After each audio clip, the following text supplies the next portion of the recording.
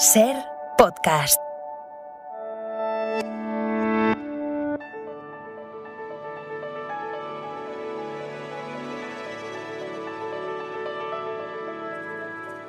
Tweets que nunca escribiré.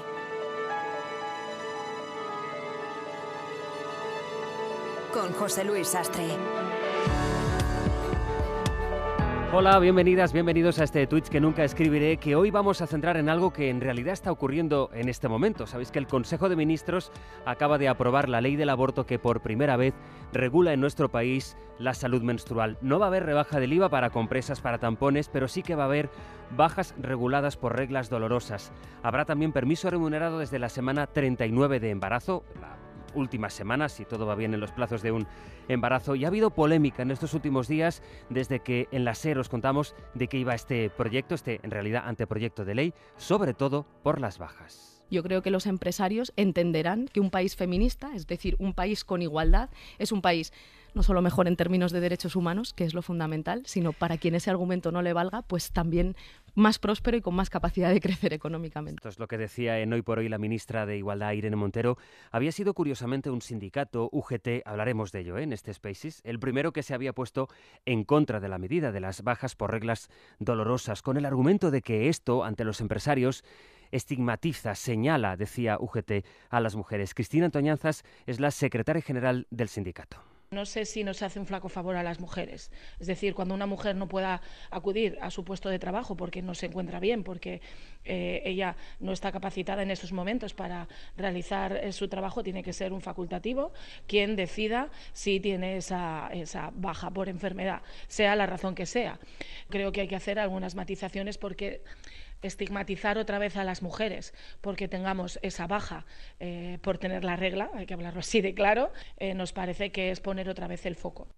España es el primer país europeo que regula este derecho y de él queremos hablar esta mañana. Sabéis que esto es un podcast que hacemos a partir del Spaces, o sea que aquellas y aquellos que estéis ya en línea podéis ir solicitándonos la palabra si queréis intervenir, como siempre hacemos en el debate. De hecho, esa es la clave de este espacio, que podamos preguntarnos y contestarnos, o por lo menos compartir las dudas que tengamos a partir de este asunto, que es lo que va a cambiar con esta regulación, que implica este avance, o si en vez de avance es un retroceso, como están diciendo los partidos de la oposición.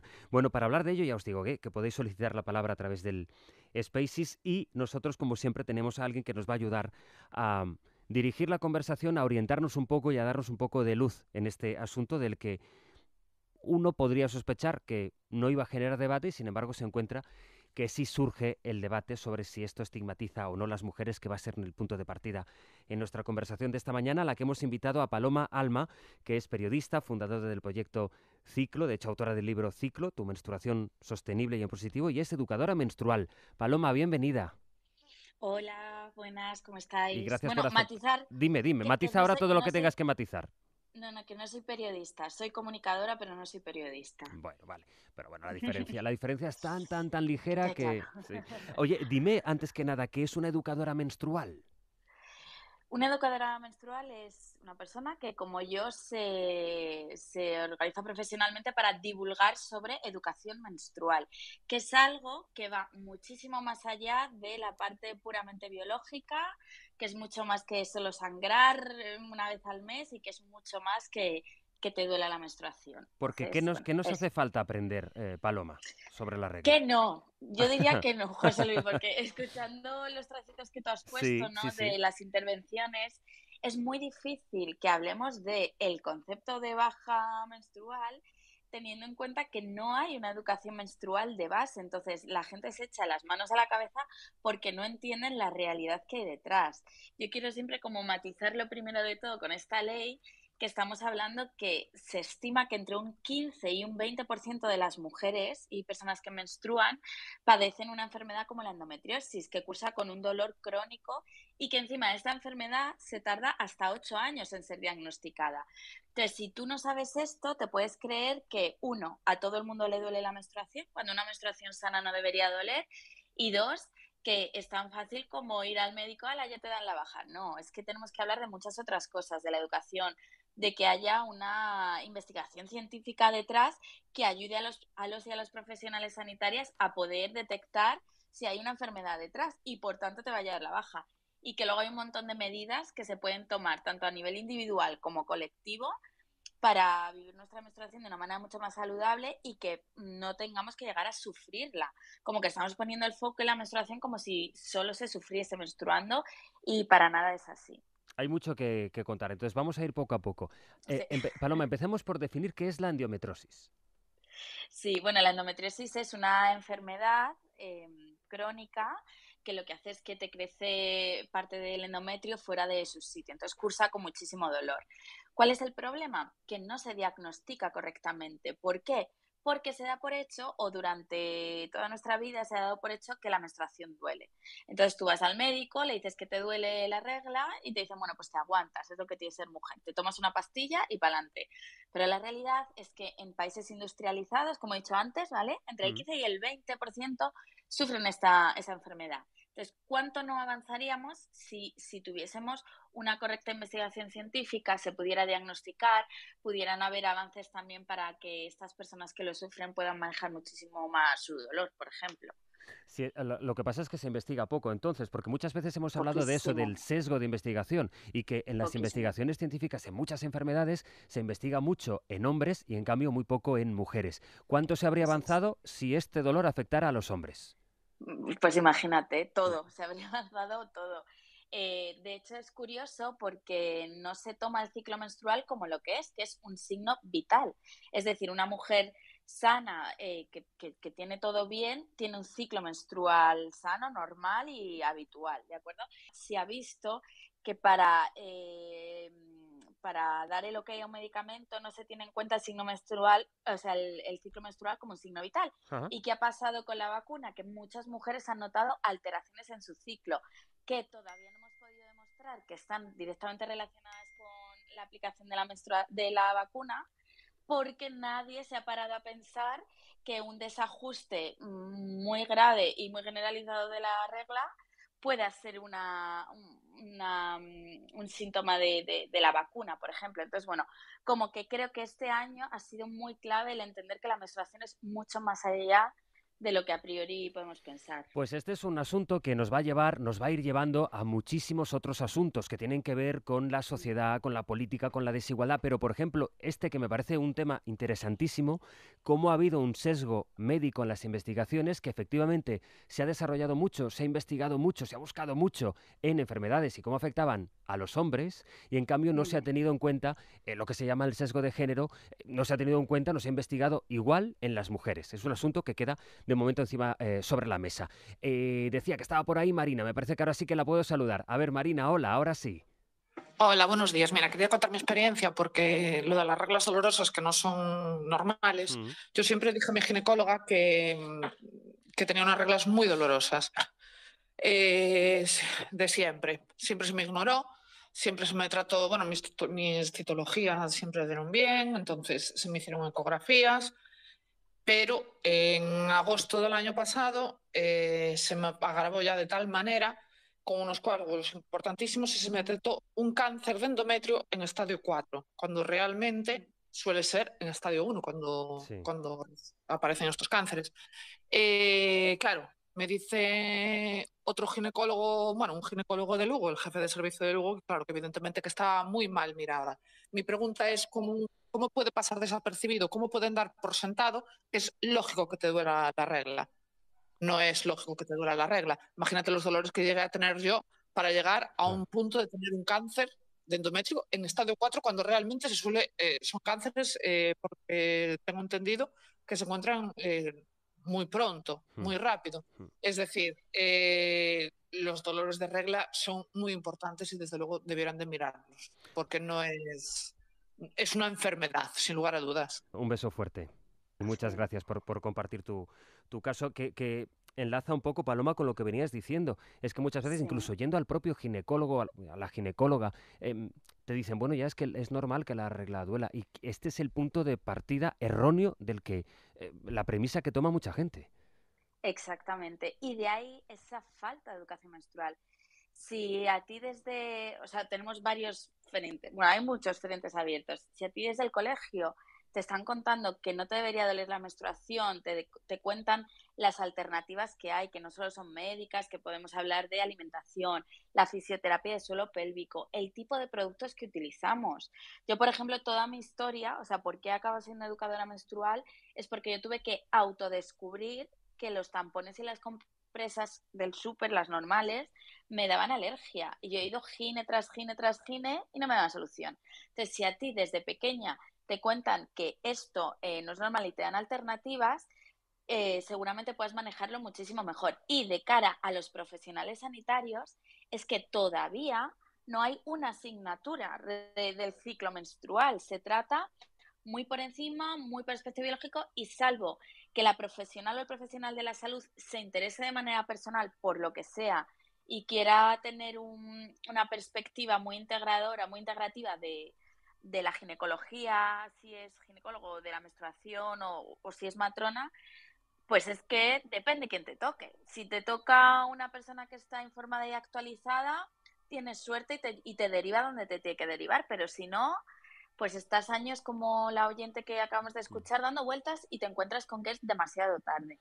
Por eso, vuelvo otra vez, como, o sea, genial que haya una ley así y teníamos que traer una ley, pero sin haber educado antes a la población para entender el profundo cambio que puede suponer hablar de menstruación en otros términos, creo que no vamos a conseguir que se entienda el valor que tiene esto. O sea, de qué nos sirve tener una persona como una persona trabajando en una empresa sufriendo.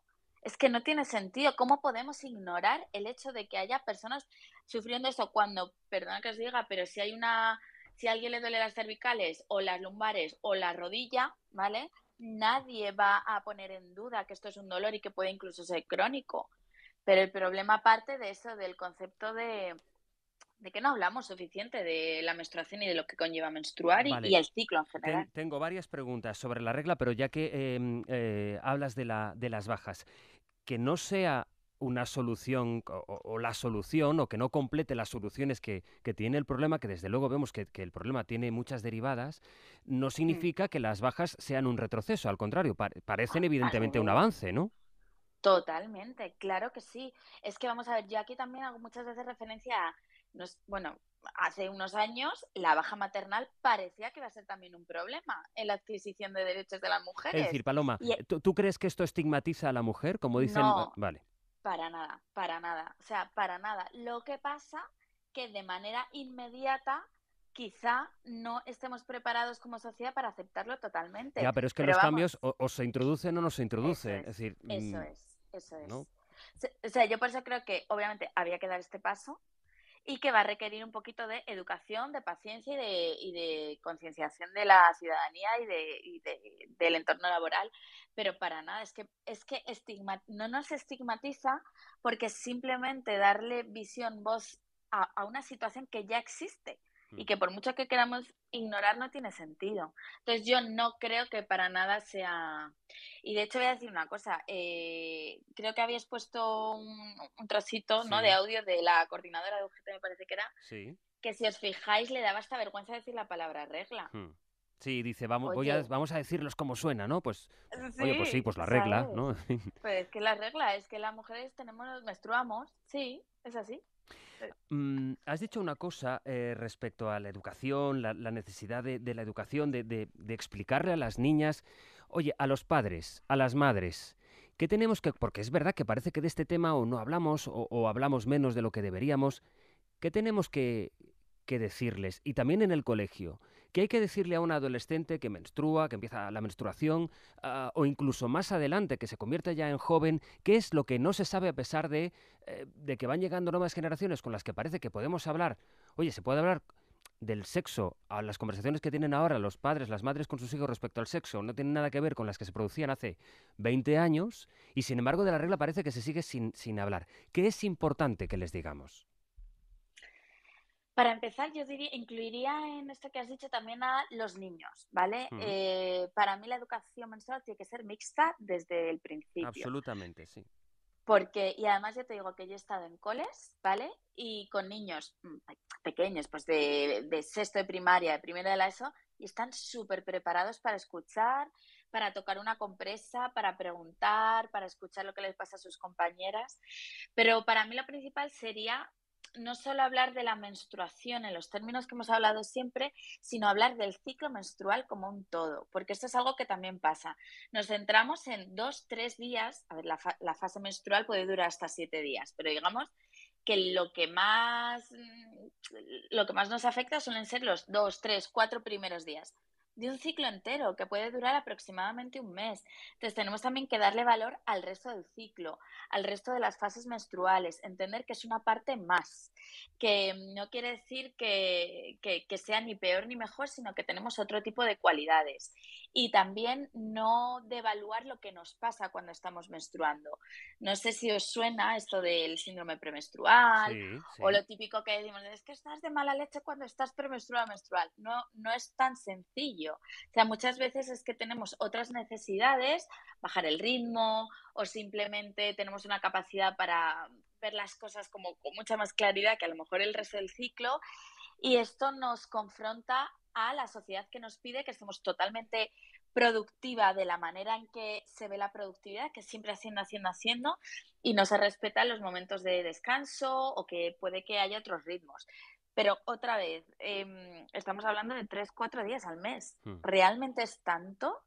No yo creo que podemos reflexionar sobre esto, ¿no? Sobre el impacto que respetar nuestra menstruación puede tener en un mes completo si nos tomamos 2, 3 días con un poquito más de tranquilidad. Pero bueno, eso, y también yo iría mucho a la base de que le expliquemos a las niñas qué recursos tienen, tanto de productos, que no todo es la compresa y el tampón, ¿vale? Y que depende de cada niña y Sí. cada situación hay otras cosas, como las copas, las bragas menstruales, las compresas reutilizables, y que también entiendan eso que es normal y lo que no es normal. Ya no solo del dolor, pero también, por ejemplo, de las infecciones, de los picores, porque muchas veces tardamos a lo mejor 10 años en darnos cuenta de que nos está pasando algo. Mm. Os recuerdo que podéis solicitar la palabra, que nos gustaría mucho que entrarais en el debate si creéis que estamos preparados para una ley que, según el sindicato y según el sindicato UGT y según varias formaciones políticas, pues va a estigmatizar a la mujer. La patronal, en cambio, no ha acabado de definirse en este asunto. ¿Creéis que la regla sigue siendo un tabú y por qué? Porque parece evidente que en muchos ámbitos lo sigue siendo. Si solicitáis la palabra os incorporáis al debate y, por ejemplo, hay un asunto, Paloma, del que me gustaría hablar contigo. Otra de las cosas que nos dijo ayer, estuvo la ministra de Igualdad aquí en la SER, en Hoy por Hoy, y entre las reflexiones que le hizo Ángels estaba esta. Que es básicamente que lo que es estigmatizante es que las mujeres tengamos que vivir nuestra regla desde la soledad, desde la vergüenza, desde la culpa, que tengamos que llevar, pues yo qué sé, un Tampax o una compresa más horas de las que debemos para no salir del trabajo, para no ir al baño porque no encontramos un sitio adecuado para cambiarnos, que lo estigmatizante es que no podamos hablar de nuestra regla con normalidad.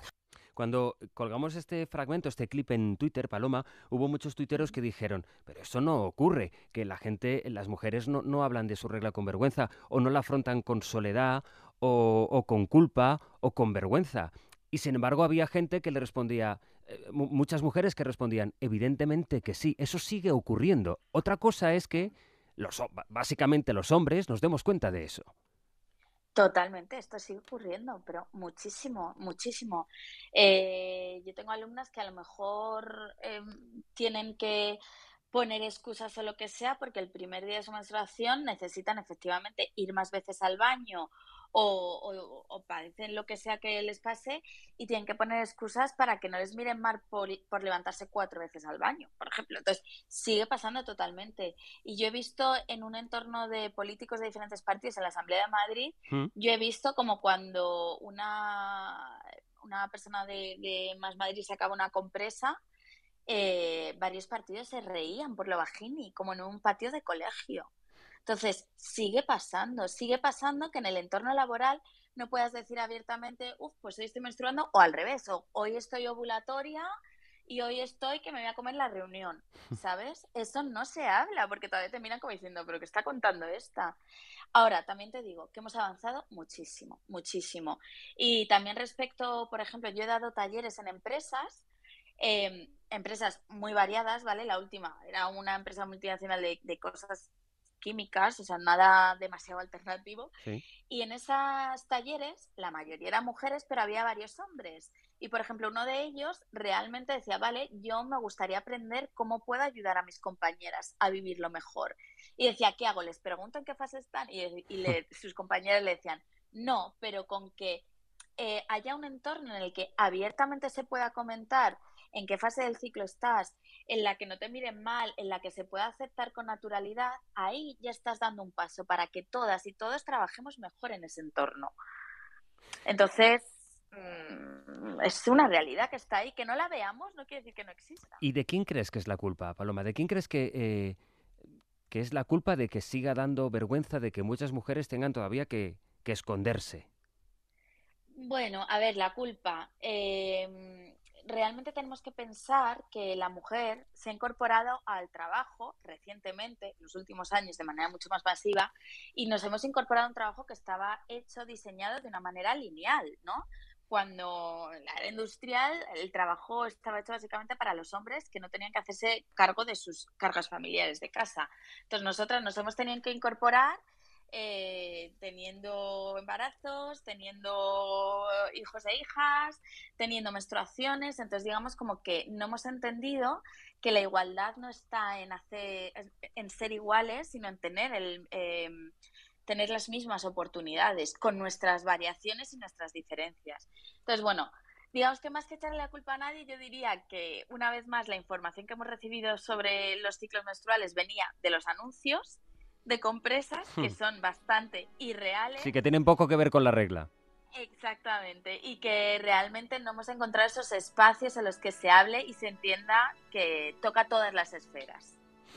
Pues Paloma, he aprendido mucho, espero que la gente que nos escuche o en el Spaces o en el podcast haya también aprendido y sobre todo hemos hablado durante un rato de un asunto que no está en las conversaciones, que no aparece, que en los medios no tratamos, que en las conversaciones incluso ya no en clase, sino en la familia, es verdad que también hablamos poco de ello. Y esta vez el debate político nos ha empujado, nos ha ayudado a abrir la conversación y a preguntar qué es lo que no estamos haciendo o qué es lo que estamos haciendo mal. Así que te agradezco mucho el rato y que hayas compartido tu experiencia con nosotros. Un beso. Nada, gracias a vosotros por darme espacio. Hasta luego. Paloma Alma, que es fundadora del proyecto Ciclo y autora también del libro que tiene el mismo nombre. Hasta aquí este Spaces de hoy. Espero que os haya podido interesar, al menos como a nosotros. Os espero la semana que viene. Adiós. Tweets que nunca escribiré es una producción de Ser Podcast. Un podcast hecho en Twitter Spaces, dirigido por José Luis Sastre. Para escuchar todos los episodios, síguenos y suscríbete en la aplicación y la web de Cadena Ser o en la plataforma que prefieras. Apple Podcast, Spotify, iVoox, Google Podcast, Amazon Music o YouTube.